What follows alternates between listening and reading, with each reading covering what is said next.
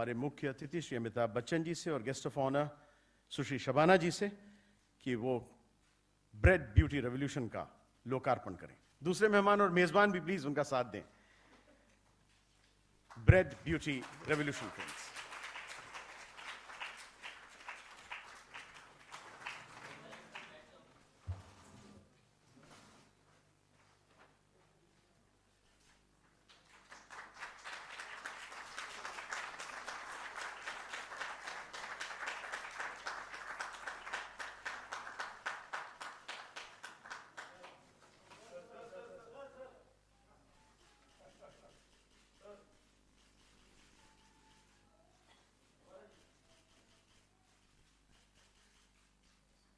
Credo of a non-writer, because it was discussed कि आखिर अब्बास साहब कौन थे, तो उन्हीं के लफ्ज़ों में सुन लेते हैं।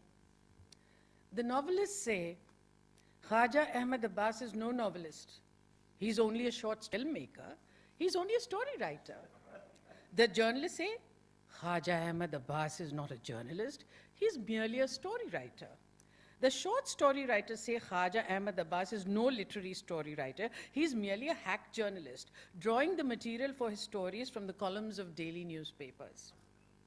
I think we may sum up the situation as a consensus that I am a short story writer of sorts, maybe a non-writer.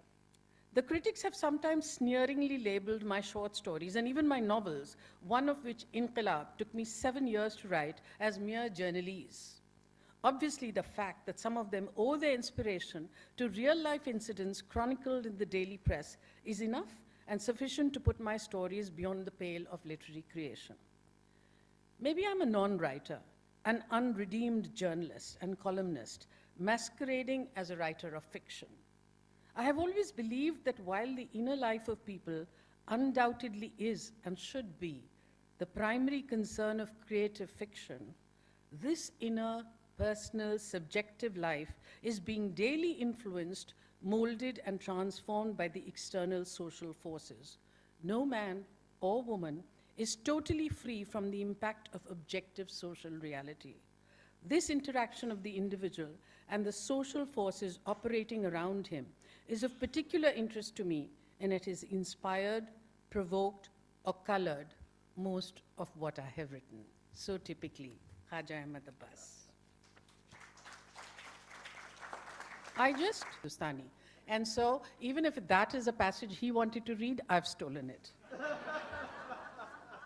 So in the book, it talks about how Abbas Sahab was wanting to cast people against type for his film Saath Hindustani. One day someone brought a snapshot of a tall young man, and I thought that the boy was in Bombay. I said, let me see him in person. He will be here day after tomorrow evening. Again, presuming he was in Bombay, I thought he must be working somewhere and wouldn't be free till the evening. On the third day, punctually at 6 p.m., a tall young man arrived who looked taller because of the chudidar pajama and jawahar jacket that he was wearing. This young man would one day be known as Amitabh Bachchan, the heartthrob of millions. But I did not know his name. Roughly the following dialogue took place between us. Sit down, please. Your name? Amitabh, not Bachchan. It was an unusual name. So I asked, what does it mean? The sun. It's also one of the synonyms for Gautam Buddha. Education, BA from Delhi University. Have you worked in films before? No one has taken me so far. Who were they? He mentioned very prominent names. What did they find wrong with you? The boy spoke with frankness. They all said, I was too tall for the heroines. Well, we have no such trouble. In a way, we have no heroine in our film at all. Even if we had, that wouldn't prevent me from taking you. Taking me? Are you really going to take me? Without even a test? That depends. First, I must tell you the story. Then I must tell you your role and see if you will be enthusiastic about playing it. Then I shall tell you what we can afford to pay you. Only then, if you agree, shall we sign the contract. I read him out the complete story and saw his face become alive with interest. I asked him which role he would like to play. He told me the two which particularly impressed him, the role of the Punjabi and the role of the Muslim. I told him he was perhaps a Punjabi, and that made him unfit to play that role. He asked me why. I gave him the reason. The reason for having a scrambled cast. The idea appealed to him greatly. He said, I think I know what you mean. Then I would like to play the Muslim role, especially because he's under a cloud of suspicion. And only at the end, the suspicions are removed and he is proved a patriot. Then I told him we would pay him no more than 5,000 rupees, which was the standard figure for all the roles. He seemed a little hesitant, and I asked him, are you earning more than that? I was, he said. I asked him what he meant. He said that he was getting about 1,600 a month in a firm in Calcutta. I resigned the job and came over. I was astonished. You mean to say that you resigned a job of 1,600 rupees a month just on the chance of getting this role? Supposing we can't give the role to you? He said, one has to take chances, with such conviction that I said the role is yours. Then I called my secretary, Abdul Rahman, to dictate the contract.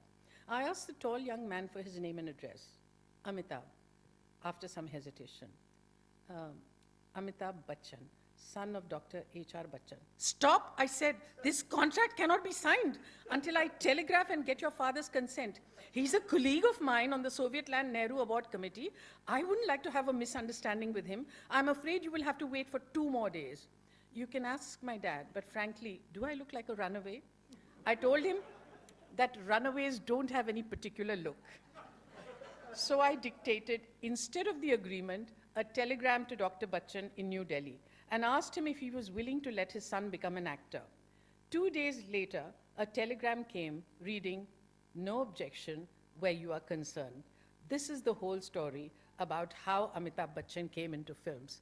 That was, of course, after Saeed Appa had already discovered him.